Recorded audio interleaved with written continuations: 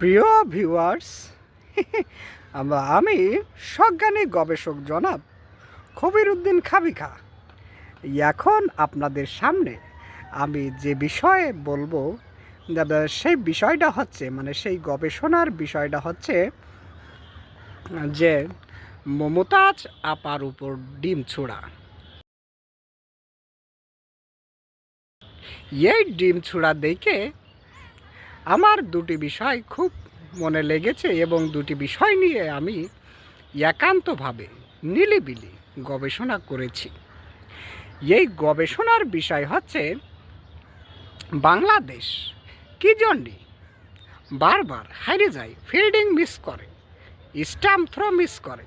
তার কারণ হচ্ছে এই যে বাংলাদেশের লোকজনের নিশানা আসলে ঠিক না।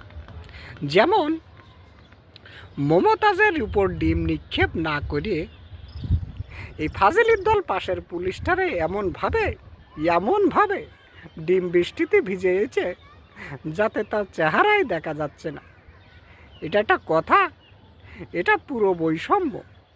হ্যাঁ, আর বিষয় হচ্ছে যে ডিমের দাম এই কারণেই বাইরে যাচ্ছে। এই যার তার উপর ডিম মারা একটা সম্মানিত জিনিস, একটা ভালো জিনিস, একটা স্বাস্থ্যের জন্য উপকারিত জিনিস। এই জিনিসটা একটা নিকৃষ্ট মানুষের উপর না মারাটা আসলে ঠিক ছিল। হ্যাঁ, মারেছে, যাই করেছে, ডিমির দামটা বাড়াইছে। আবার তার হাতে কীরম নিরিখ, বাংলাদেশের মানুষের হাতে কীরম নিরিখ, সেই ডিম নিক্ষেপের মাধ্যমে তা প্রমাণ করে ছাড়িয়েছে।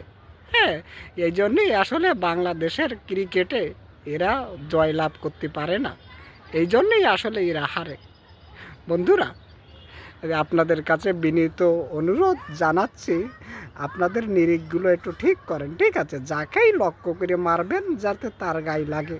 হ্যাঁ, আশেপাশের লোকজন যেন দুঃখ, কষ্ট, বেদনা এগুলো না